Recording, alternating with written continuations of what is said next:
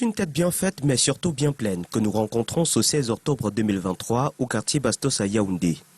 Il s'appelle Franck William Kuaban et est diplômé de l'École nationale supérieure des travaux publics.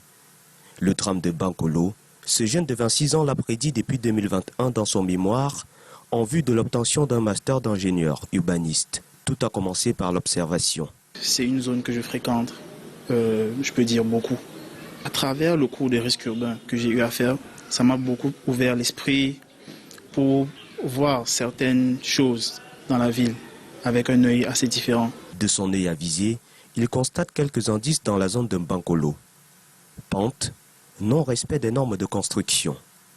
Tout ceci mêlé à certains facteurs climatologiques rendait une catastrophe évidente et presque imminente. J'avais vu tous ces éléments-là et tous ces facteurs-là qui étaient déjà en place et qui pouvaient causer ce risque. Le jour même où ça s'est passé, il y avait des fortes pluies. Et donc, quand je me suis réveillé le lendemain et j'ai entendu que cela venait de se produire, ça ne m'a pas vraiment surpris. Pas surpris, mais un peu déçu de constater que les résultats de la recherche soient peu ou pas du tout valorisés par les autorités compétentes.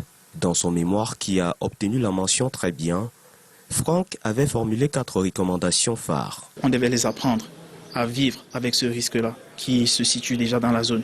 Il y a la préparation avant le risque et la préparation après le risque. Ça veut dire qu'on se prépare, on peut construire des arbres, on peut les placer à proximité des maisons. Comme ça, s'il y a éboulement, ça tape d'abord sur les arbres. On peut construire, on peut faire les murs de soutènement pour permettre que, au moins, quand il y a l'éboulement et tout, ou bien glissement, ça permet aux personnes qui sont dans la maison, au moins de pouvoir sortir. Quand ils sont sortis, créer peut-être maintenant des routes de secours où ils peuvent, pour qu'ils puissent s'échapper et aller se mettre à sécurité à distance. Afin d'aider l'État à mieux prévenir d'autres cas d'éboulement et même d'inondation, le jeune ingénieur urbaniste se dit disponible. Nous sommes tous ouverts, pas seulement moi, mais mes collègues aussi, pour des postes de consultants et pour vraiment aider à pouvoir pallier encore plus par rapport à ce risque-là.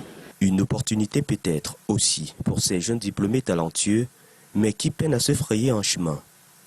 L'appel du bal est passé, en tout cas.